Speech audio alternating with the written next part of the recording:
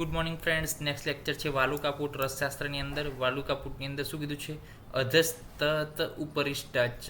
અધસ્તત એટલે કે નીચે અને ઉપરી એટલે કે ઉપર ને બંને નીચે એમ બંને સાઈડ શું કરવાનું છે? તો કે ક્રોંચિકા આચ્છાદ્યતે. ક્રોંચિકા એટલે કે પૂટને કવર કરવાનો છે, આચ્છાદિત કરવાનો છે. શેનાથી?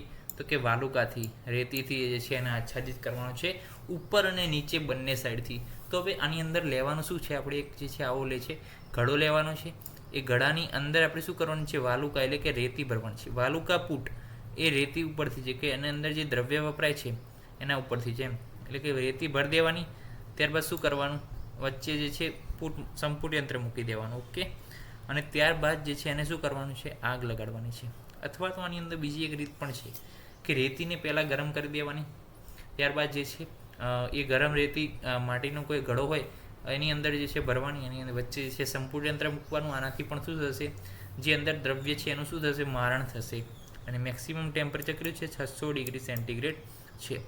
તો અંદર કઈ વસ્તુ ભરવાની છે એના ઉપરથી છે રેતી, વાલુકા પૂટ.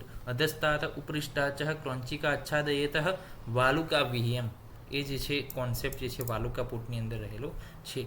નેક્સ્ટ લેક્ચરની અંદર કુંભ પૂટ વિશે વાત કરીશું. ત્યાં સુધી જય હિન્દ, જય ભારત, જય આયુર્વેદ, જય ધન્વંતરી. નમસ્કાર.